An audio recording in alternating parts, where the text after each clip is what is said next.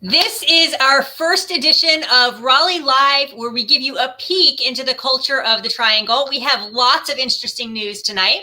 We're going to be talking about a new retirement community in the Triangle, and it's a little bit different than anything we've seen before around here. And you'll probably appreciate the quirkiness, even if you're not near retirement age. I'm going to be giving you an update on lumber prices and the new construction phenomenon. There is actually a change that has happened in the last month, which is worth mentioning, and it might even be good news. I'll also be sharing a really cool lifestyle development in Research Triangle Park because workers in RTP were getting hungry and they decided to do something about it. And we're also going to discuss some cryptic language that the president of IBM has recently used that has gotten the rumor mill buzzing.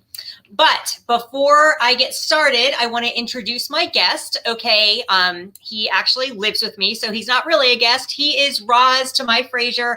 And if you don't know what that means, you're probably too young for this podcast. Totally kidding. We're not ageist here. He's mostly here just to heckle me. Some of you might have on occasion. On occasion.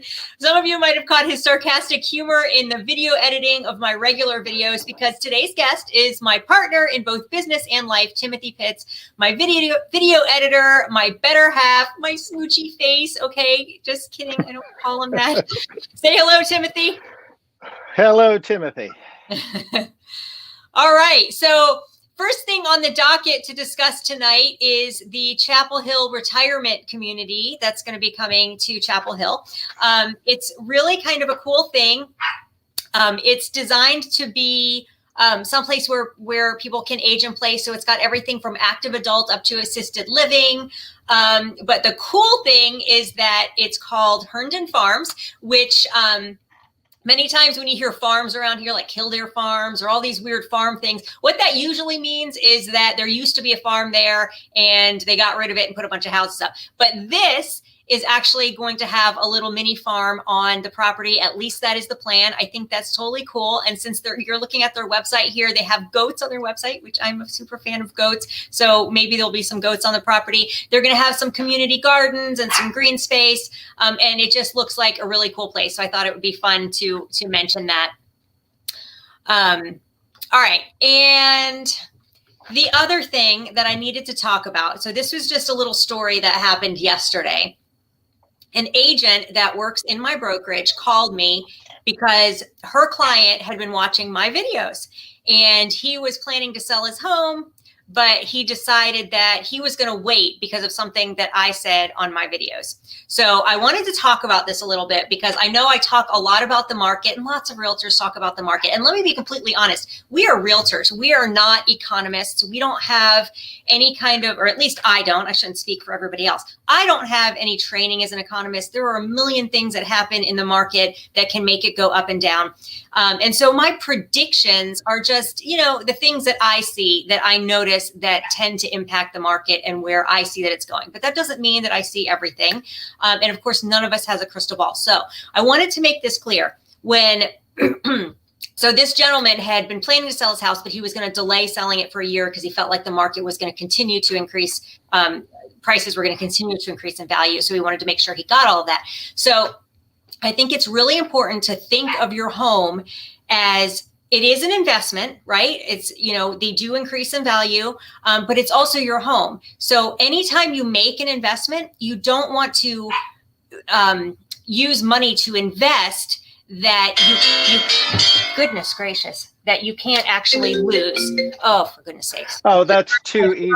I should have turned my phone off. So the life of a realtor is that the phone never stops ringing. Yes, it is. Okay.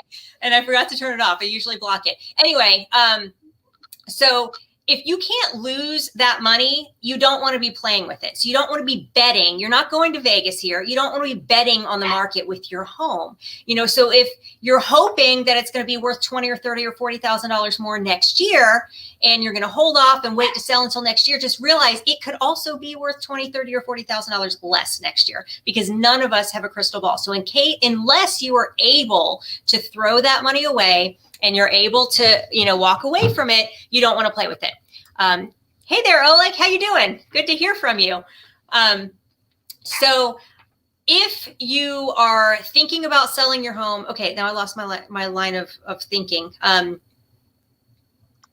Difference between home. Yeah. These are the criteria you should use when you're thinking of buying or selling a home. This is the only thing you should think about. Are you able to purchase or sell right now? Do you have the funds to do that? And do you need to? Is it something that you need to do, and are you able to do? You should not play the market when you're talking about your home. I've seen people that actually have sold their homes because they think they're selling high and they think the market's going to go down. And so they think they're going to buy low. Well, what if it doesn't do that? And what if they can't buy back into the market? You know what I mean? Or if interest rates go up and they can't buy back in. So it happens on either side. Buyers waiting to buy and sellers waiting to sell. Just don't do that when you're talking with your home. Now, if you're talking about an investment property, that is totally, you should be thinking that way because it's an investment. It is. You should be thinking about when is a reasonable time to buy and sell. You want to buy low and sell high, all of that kind of stuff. That makes sense. But when you're talking about your home, just don't play that game. It's just not smart. 50% of the time, it's not going to end well, right? It's not worth it. Okay. What was next on our docket today? That's right. Research Triangle Park. Thank you, Timothy. See, he's my, he's got all my images coming up for me. I love it. That looks awesome. So Research Triangle Park, a lot of people don't realize this, but it really is just a big business park. And there's just a lot of businesses there. And they're like, you know, headquarters of pharmaceutical companies or headquarters of technology companies, just all these different businesses. But what there is not a lot of housing in RTP, and there's not restaurants. And so people that work in the park were going, we have to actually leave here to go get something to eat. We want to be able to just walk over to some, you know, food options and be able to grab a bite to eat in the middle of the workday. And so there's a development. Timothy, can you put the screen up with the map where it's going to be in RTP, that whole section that they're developing? Sure. Bob says, I'm planning to move to Raleigh and stuck between Wake Forest, Holly Springs, and Fuquay Marina. What's your opinion? I think they're all, honestly, I would live in any one of those. They're all beautiful towns. They all have great schools. They all have really cute, like downtown sort of areas and great shopping and good access. They're decent, you know, distance from Raleigh. Yeah, I don't think you can go wrong with any of those places. Timothy, what do you think? Holly Springs, Wake Forest, and Fuquay. Which one would you pick? We lived for about 6 years in Fuquay, and we absolutely love it. I will say, sorry, I do this all the time. I ask him his opinion and we're talking again. Well, I think the short of it is that everybody, well, maybe everybody's an overstatement. Most of the people who live in those areas actually love them. So they're similar enough to attract, you know, a lot of different people, but they're different enough to each have kind of their own culture. So the short of it is, at least for us, if we were to drive into Wake Forest, Holly Springs, and Fuquay, we would pretty quickly kind of get a feel for which town was actually kind of jiving with us the most. And probably for Ellen and I, we love Fuquay, but you know. Yeah. Fuquay is just a cool little town. It's got a little bit more like, it's really interesting. It's just a really interesting place, and it's really hard to put your finger on what makes it so interesting. I will say that Fuquay has more traffic than the other ones. You know, there's traffic everywhere, but for some reason, there's just been a lot of growth in Fuquay, and the traffic patterns haven't necessarily kept up with that as much as they have in other places. Oh, like you're going to love your house in Wake Forest. It's just such a beautiful little town. And it's funny because when we drive around, you know, the different towns in the Triangle, we will often say, maybe we should just buy a house here. Maybe we should.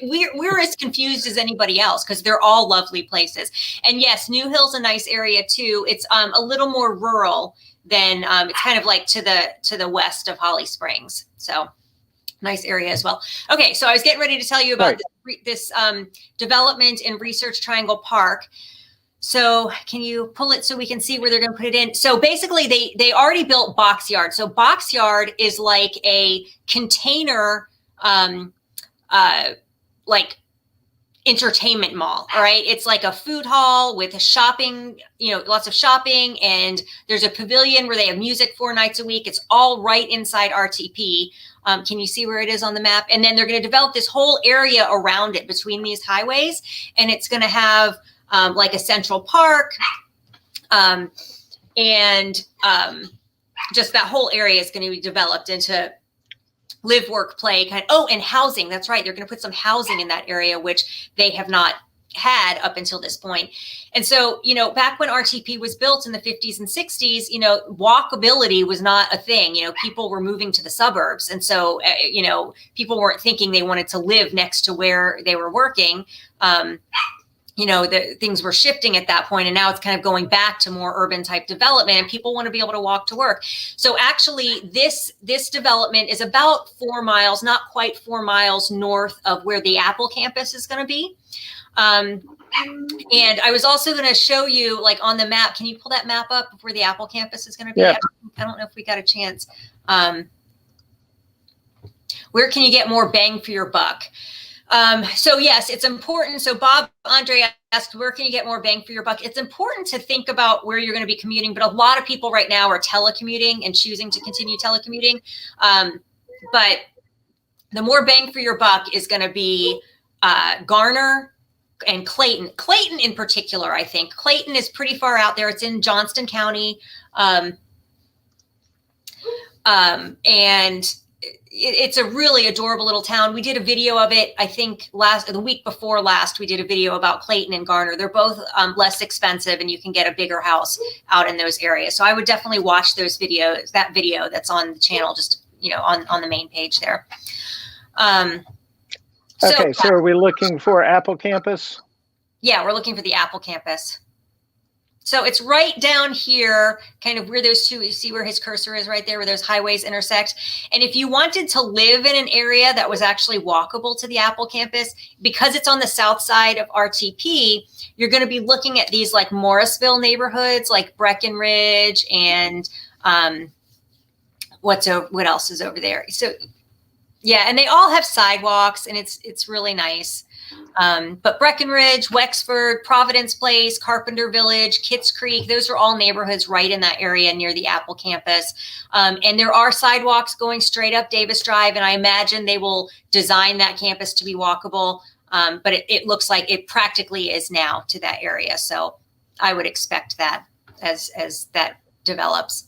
So Davis Drive is a big road, but you've got walkways running all the way up it. Yeah. So, okay. Next on the docket is the lumber prices. So this is actually a new development. Are we going to see any kind of effects in the triangle from the lumber prices? I'm hoping that we're going to be seeing some relief on the new construction front. And lumber prices have had a pretty good drop. This is the last 30 days. Lumber prices have had a pretty good drop over the last 30 days. And usually, of course, when we see a price drop, it means that either demand has fallen off or there's been an increase in supply. In this case, we know that builders are experiencing really long wait times, and new builds are scheduled pretty far out, waiting for materials. So this means that we, of course, have seen an increase in lumber supply, which is fantastic. But we still have quite a long way to go. So, Timothy, if you pull up that other image of the lumber prices since last year, you can see that, yeah, they've dropped, but we're nowhere close. So this is last year. You can see that peak right here in May. May, it was like the absolute highest that they've been, but they've come back down to where it was in April, which is good, I guess. But we've got a ways to go to get to pre-COVID prices of lumber. I'm thinking it's going to take a good year for all of that stuff to work itself out, at least a year and a half. So, of course, that doesn't mean that prices are going to drop in Raleigh just because the lumber prices have come down a little bit. Hopefully, as they come down over the next year and a half, we're going to, some of those big spikes in prices, we'll see those level off as new homes are being built and able to provide that supply that we need. But But remember that even if we do get some more supply from the new construction side of things, that we're going to have some more demand because like we heard in the last few weeks, Google is moving here, Apple is moving here. Recently, Nike has started some discussions about moving their headquarters to Chapel Hill. But the one big one that I was really shocked to hear about just this morning is IBM. Okay, we don't know anything for sure. Now, hold on before you get to IBM. Okay. Just wanting to point out, the big news and the headlines are always the big companies kind of moving to the area, but the increased demand isn't just coming from these large corporations kind of bringing workers in. There's an awful big entrepreneur scene kind of in the area already, and lots of jobs are being created kind of locally. So as Raleigh grows as a tech hub, that just in itself is going to be attracting workers. It's not just the big giants that are having kind of the effect on the housing needs. Who was that entrepreneur? IBM's. You were talking about that one entrepreneur that was like an example of that earlier when we were just discussing it. Who was it? Well, yeah, they're Triangle. Yeah, in the Triangle Business Journal this morning, they were talking about a young woman.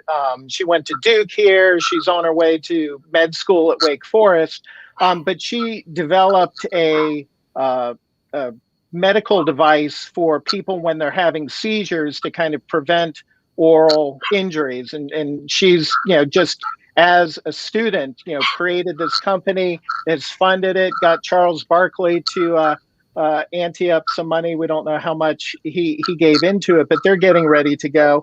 But those kind of stories are just examples of you've got all of this brain talent in the area, and they're doing things and they're wanting to stay here, so they're making these businesses and bringing people in, even if they're not New York Times major news. So I actually heard about the Apple deal about a year ago, but I didn't want to say anything because, you never know if these things are actually going to happen. So here's a little bit of dirt that you guys might find interesting. IBM has been in the Triangle area for 50 years, but they currently employ 8,000 people in RTP. I couldn't find out how many people are in their New York headquarters right now, but I do know that the main building is 283,000 square feet. The Red Hat Tower, as a comparison, is 365,000 square feet. So can you pull up the Triangle Business Journal article for me? Yeah, I'm looking for it. Oh, boy, because I wanted to read that. Hold on. Give me just a second. Okay.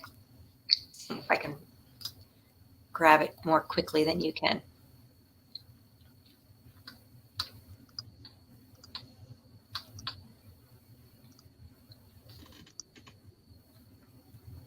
Sorry about the dead space, people. We'll have it in just. There we go. Did you get it up there? Okay. Is this the one you're looking for? Hang on, I'm off screen. Yeah, it is. It is. I can't read it though. Sorry, I meant to have this up here. We're just figuring out this software. This is our first time doing this together. How about there? Oh, there we go. All righty. Is IBM considering a headquarters move to Raleigh? No, at least that's the word from IBM leaders in Armonk, New York. Despite the investments, new hires, and cloud technology focus, the company is shoveling towards the city of Oaks. Jim Whitehurst, the former CEO of Red Hat and current president of IBM, can't help but call it an enticing idea. Speaking at a press conference in May, the Triangle resident joked that if you were asking me, you might get a different answer. We've got a lot going on, Whitehurst said. We're worried about getting people returned to work. We'll worry about facilities in the future. Okay, so to me, that sounds like they have had some conversations about it. They're trying to get people back to work after COVID and after everybody being remote. But they've got Red Hat here. For those of you that didn't know, IBM actually bought Red Hat a couple of years ago. Red Hat is in downtown Raleigh. Their headquarters is down there. And that Red Hat has been doing amazingly well. Most of the growth has been Red Hat, not IBM. So I think, I don't know, I think that might be a serious possibility that we could see an IBM headquarters move to Raleigh, especially since they already have that Red Hat building. And it's bigger than their current. In that interview, he also said, there were no active discussions about anything like that. But I think what's interesting is the mere fact that could be asked in an interview and it be taken kind of seriously. It says a lot about kind of the direction that Raleigh's going. Is IBM going to pull up out of New York and pop down to Raleigh? Probably not. But like I said before, the mere fact that we can reasonably talk about this and how much is IBM going to continue to grow and invest in the region? IBM's over the last several years had they've had revenue issues, and Red Hat, I think in the last, I don't remember if it was the last year or the last quarter, was like up 18% in their revenue. So Red Hat is a big deal for Raleigh, and Red Hat is definitely or big deal for IBM, and Red Hat is a big deal in Raleigh. So it would not be surprising to see IBM focus even more in the triangle than they already are. They're already the largest RTP employer. Let me jump in. So S. Jorgensen says it'll get crowded down there with the big time employers coming in and with the area being on many of the top 10 lists. I think this is a great time to actually show that little clip. There was a presentation today at that RTP box, whatever it was, that I talked about earlier. Boxyard. And he talks about this. He talks about the traffic patterns in the triangle and what we've done. And Timothy and I can tell you, we've been here 20 years. They have been building roads, preparing for this for a long time. 540, that's almost finished going all the way around. There's nobody even driving on it yet. It's half empty.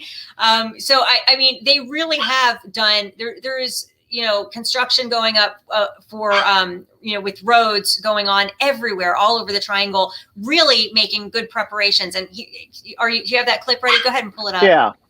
Yeah.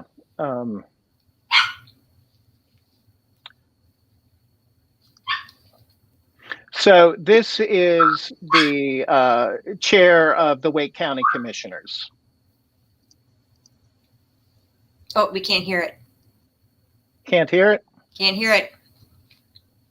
Oh, no. Hold on. Pardon our getting used to our software. I can do this. I think we're not doing too bad for a first time doing it together like this.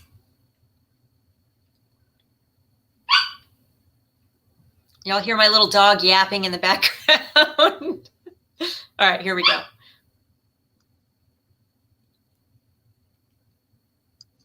It's just a real quick clip.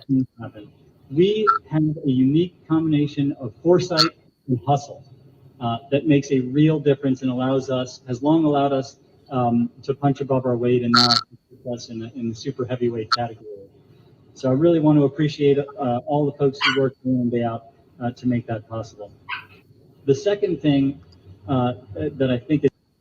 We're going to skip ahead just a couple seconds. Not only are we looking to the future in what we are trying to do next, but we're also trying to make sure that we avoid the mistakes that other areas have made in their development. We're developing a little bit later than some of the other larger municipalities and regions in the country. And so we can see what other folks have done. And so we know that we can't wait until traffic is really bad to embark on a public transportation system and to make sure that we get our roads right. We have to understand where we're going to be and plan for that and prepare for that and make the investments that we need to be ahead of the curve. And so that's why, for example, in 2015 and 2016, we worked incredibly hard, really for the entire 2 years. So they really have worked incredibly hard. The transportation is not, at least the highway system is really good at handling the growth that's been just coming in over the last several years. Places like Austin, Austin in particular, I think has had some horrible traffic issues from all of their growth. And I know people that live out in Austin, and it's definitely become like a big city with the traffic out there. And I think the Triangle has really been watching those other cities as they grow and trying to anticipate some of those issues that they're going to see with all of this growth. It's inevitable. All right, so that's all I've got for tonight. If anybody has anything to add, there's been lots of good comments here, but thank you all for joining us this evening. We're going to try and do this about once a month and just kind of give an update on things that are happening in the area. But we appreciate y'all stopping by. Say a good hello in the chat to Timothy and welcome him to the live. He'll be on here with me in the future times that I do it. But thank y'all for watching and have a wonderful Friday night.